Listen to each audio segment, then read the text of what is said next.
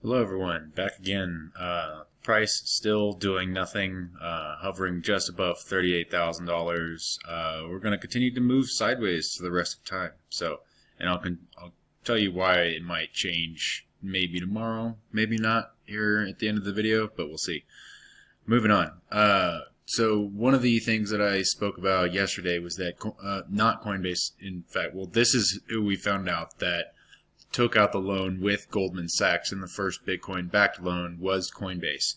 The only thing that makes me question this is why Coinbase took out the loan.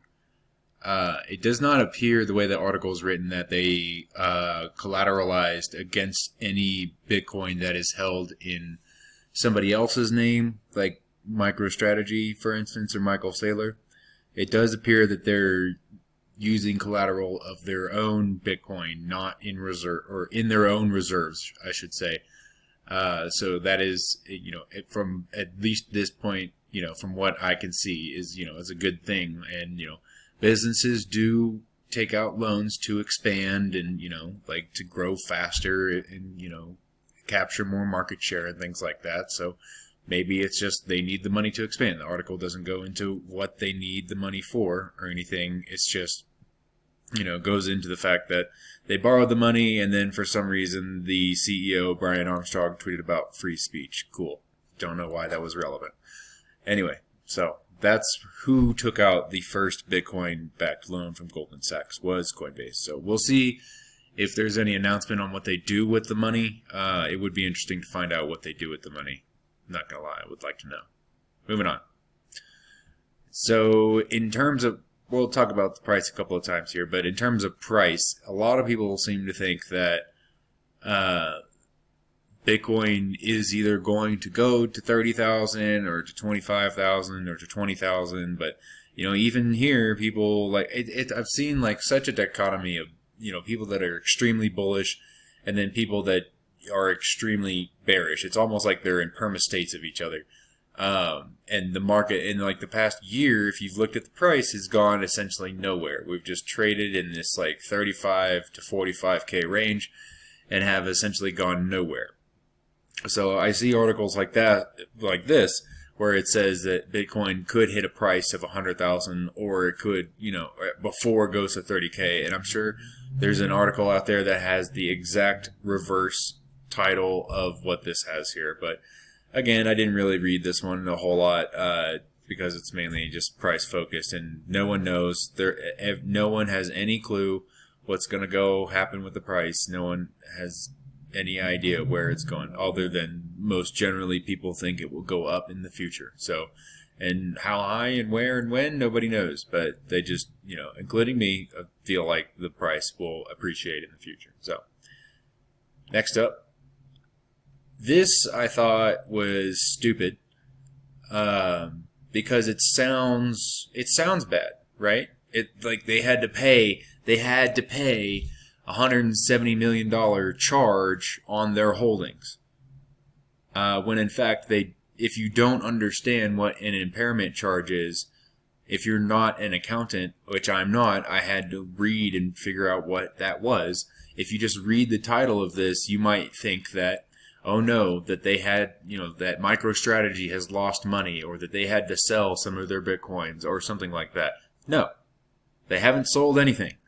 And in fact, this is all, the impairment charge is almost proof that they haven't sold. Because what an impairment charge is just an accounting rule that they have to follow, whereby if the value of their Bitcoin that they hold goes down in value, they have to report that as the new value.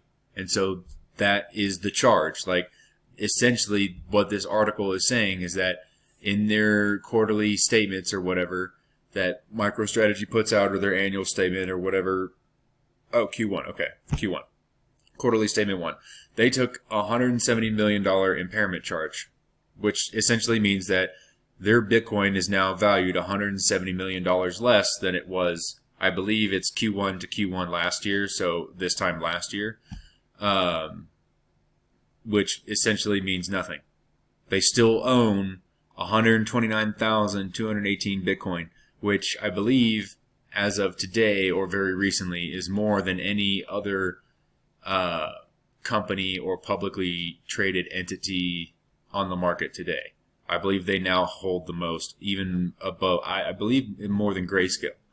So your de facto ETF are MicroStrategy and Grayscale. But what the unfair part about what this, it's just the report. The unfair part about how this is reported is that they will never, according to the accounting rules, be able to readjust the value of the Bitcoin that they have on their balance sheet.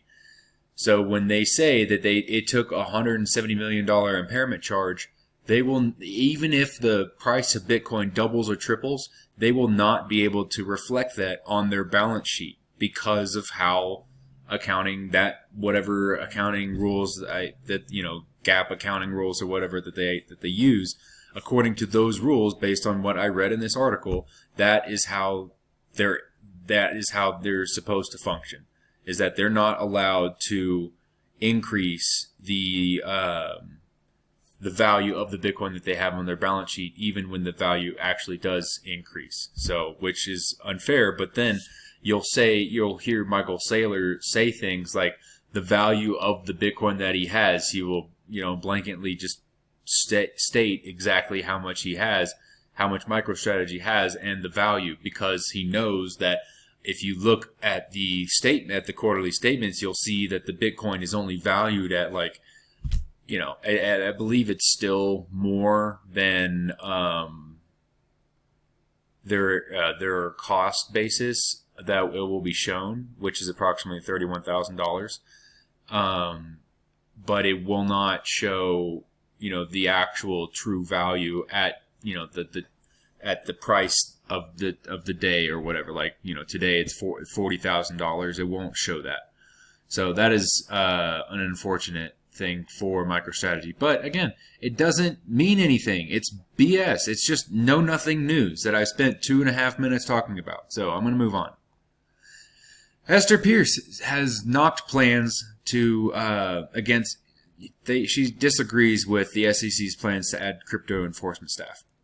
There are currently 30 people, and they want to add 20 people to make it a total of 50 people in the enforcement division. And to Hester Peirce's argument, the SEC is a regulatory agency with an enforcement division, not an enforcement agency to begin with. So she's stating, why are we leading with enforcement in crypto?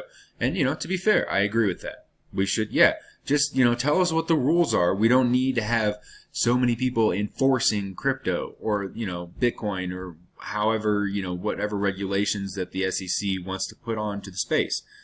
Just tell us what you want and we'll work within it.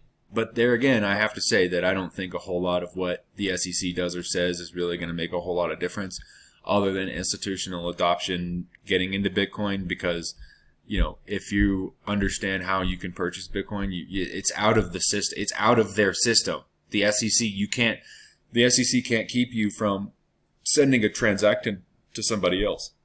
There's nothing they can do about that. So it almost doesn't matter what they say, what they decide, or anything. So that's why I'm like, I don't understand what people's whole deal about what the SEC wants or says, why they take so much weight in that. But whatever. Moving on. This is one of the other things that I was going to talk about because of the price being stagnant. Apparently, this is like the world's most important Fed meeting.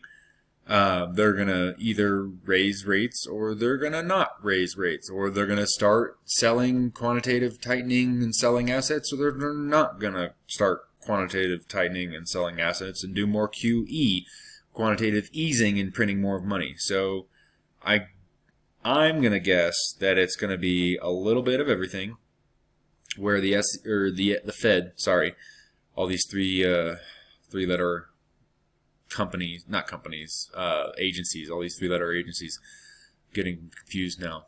I don't think, depending on what they say, I don't really think it matters.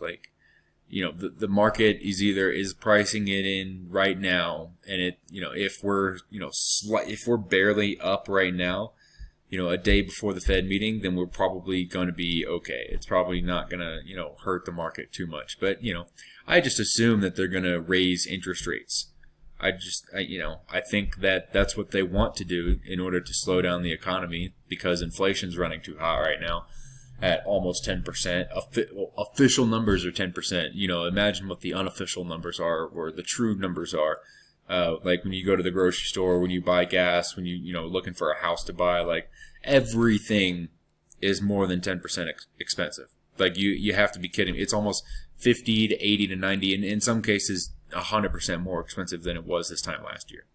So, but that being said, the last time that the Fed started raising rates was back in mid to late 2016. They did one little bump right there, and then they kind of trended sideways for a little bit, and then in about early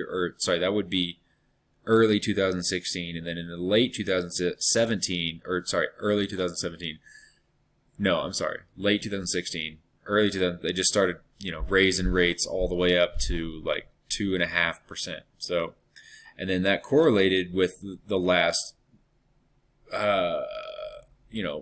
Bitcoin bull market run in somewhat of a sense. I don't necessarily take a whole lot of weight in this, but we'll see. That's something cool, fun to think about. So, I hope y'all liked. Please subscribe, share, like the video, and I'll see you next time. Thanks.